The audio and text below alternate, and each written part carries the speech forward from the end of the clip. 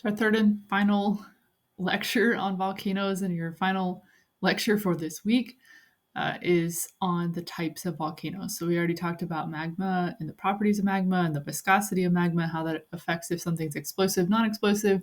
Then we talked about what comes out of volcanoes, so lateral blasts, airborne elements, tephra, ash, bombs, gases, and then we talked about lava, lahars, and pyroclastic flows. So all we have left now is just to talk about the types of volcanoes. What I want to say is that the types of volcanoes, there are lots of different types of volcanoes, and volcanoes are really complex. So I'm really drastically simplifying things here. You can take entire courses just on volcanology, and I'm condensing it down to a couple of slides. So just take that or keep that in mind when we're talking about volcanoes. They fall on kind of a spectrum. So to kind of lump them and to categorize them into very nice and concise categories isn't necessarily the best, but that's the way that we tend to approach it. So just to remind you from the first volcanoes lecture, there's 3 types of magma. They're ranked by their viscosity. So a low viscosity magma we call basalt. It's dark in color. It flows very easily. It can spread out really far. An intermediate type magma is andesite. It's gray in color, and basically it will spread a little bit less than basalt because it has an intermediate viscosity, so it doesn't like to flow as easily. It's more sticky. Rhyolite is the most viscous type of magma. It does not flow at all. It is so sticky that the only thing that it will do is just explode in these gigantic eruptions, usually of a supervolcano. So it tends to be tan or light in color. And the reason for this, just to go back to kind of the layers of Earth, basalt tends to form on the ocean floor, so it's dark in color because it's got a lot of iron and magnesium in it. Rhyolite is tan in color because it forms from continental crust erupting out of a volcano. Continental crust is usually made of granite, and granite is light in color or pink in color.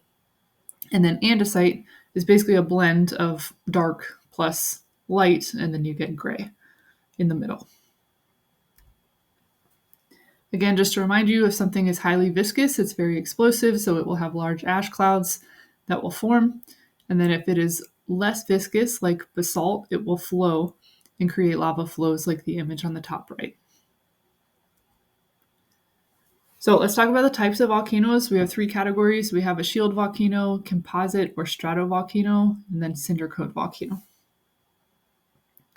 So we're going to start with shield volcanoes. They're the biggest by far. So if I just go back one slide, if you're looking at a comparison of size, shield volcanoes are very, very wide, but they're kind of short relative to other types of volcanoes, and they don't have that quintessential like cone shape at the top. So they're more of a wide but fairly rounded volcano. So they're so big in many cases that they don't actually form the shape of what we think of as a volcano, or if I asked you to picture one in your brain, what you would visualize is not a shield volcano. So a shield volcano is a very large volcano. It's called a shield volcano because it's supposed to look like a gladiator shield. That's where it came from. Very, very wide, though, at the base. And then they can be tall relative to sea level, but they have, again, that kind of rounded shape. So what comes out of shield volcanoes, it's basalt, and it's basically a lot of lava that will come flowing out. So they don't really have ash clouds or anything like that. They don't have lahars. They don't have pyroclastic flows. They mainly just have lava that will come out, and you can get rivers of lava or fountains of lava that will erupt out of a shield volcano. So let's talk about where they form. They form at divergent plate boundaries, so where you have 2 tectonic plates that are splitting apart, and you have a magma chamber that is feeding a location, you will get lava that comes up from this magma chamber, spills out onto the ocean floor, and it will build layer by layer of cooled lava, cooled lava, cooled lava, cooled lava. And as it does so, this volcano will get wider and it will get taller every single time it erupts. So it'll erupt, and then that lava will harden into a rock layer. It'll erupt again, that hardens into a rock layer, and the volcano gets taller and wider over time. So as an example, this is kind of showing you a cross-section or a cut-through of a shield volcano. Again, it's fairly wide at the base, and then it will have lava that will flow out and kind of spill down the side as basalt. So I put this video in here. I'll just loop it. So this is just showing you how a shield volcano builds over time. What you'll notice is that it's just lava that is spilling out of the ground here. And as that lava spills out and cools, this volcano gets taller, but it also gets wider. So it's built of repeated lava flows over and over and over again. So I'll just let this play through one more time so you can watch it.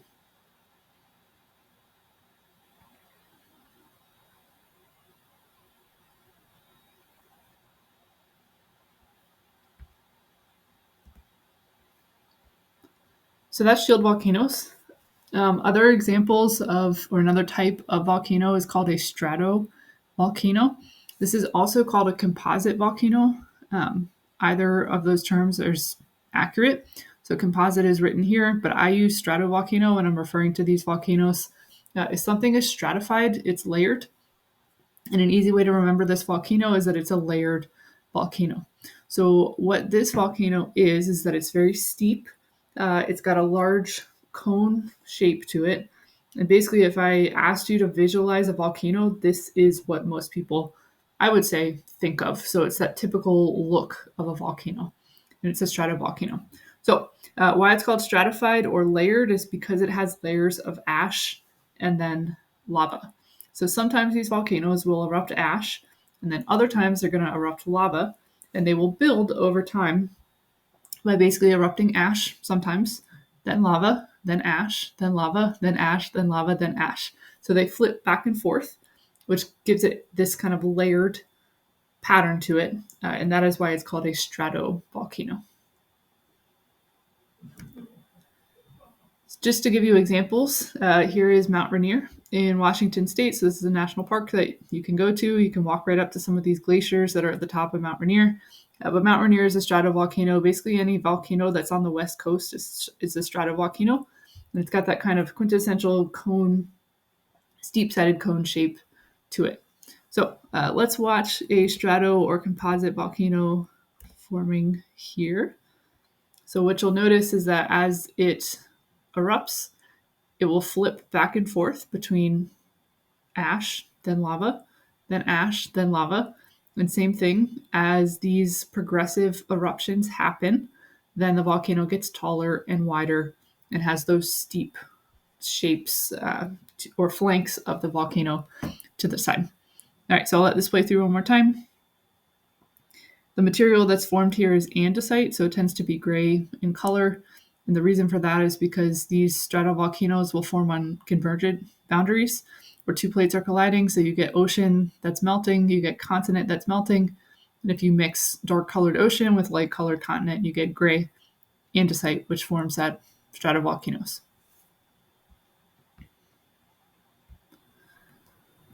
So let's watch an example of one erupting. I hope the sound doesn't hurt your ears here. So this is a stratovolcano that's about to erupt in Papua New Guinea.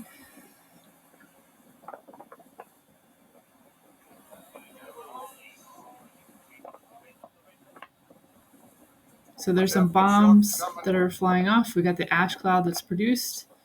There's about to be a loud noise.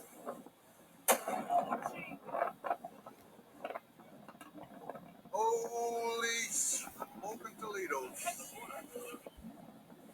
All right, so if I go back, what I want you to watch is kind of the clouds up here.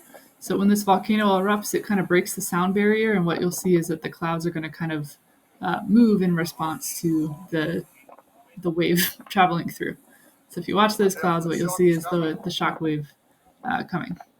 All right, so just to show you, so again, the material that's flying off here, these are those volcanic bombs. They could be the size of an apple or in some cases larger.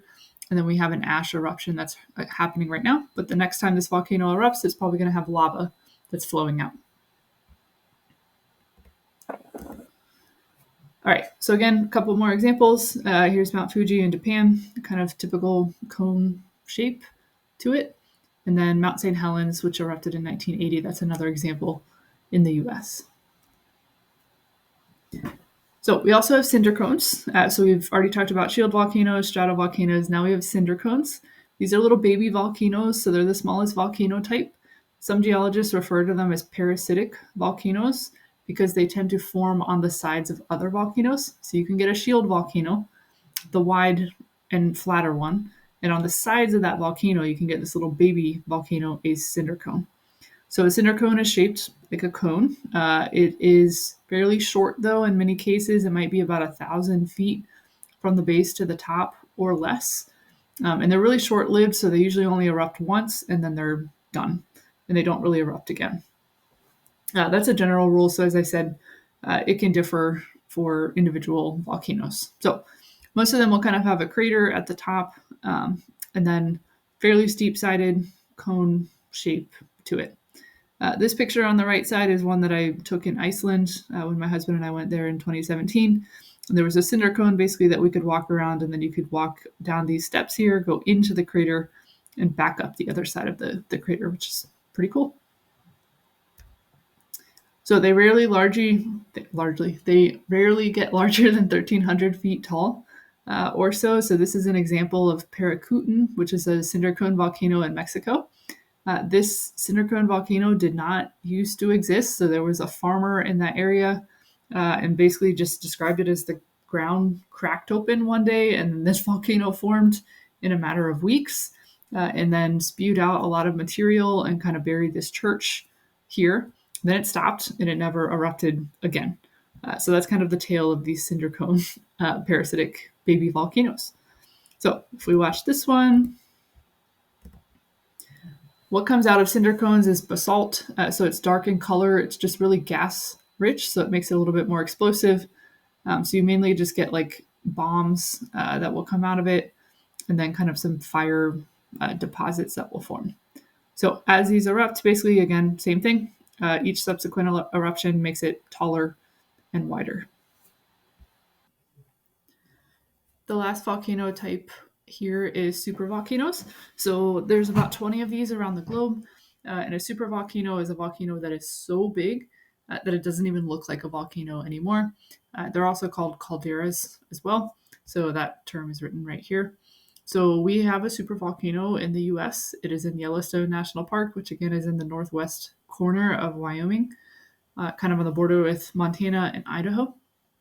And this is basically an outline of the entire caldera of Yellowstone. It's about 40 miles in diameter. And what it is basically a volcano that is so massive that it has this gigantic magma chamber underneath of the surface. And if that were to erupt, basically you have this 40-mile wide area full of magma that is super explosive. And when it does erupt, basically it will change the landscape altogether. It'll change the surface of the earth at that location.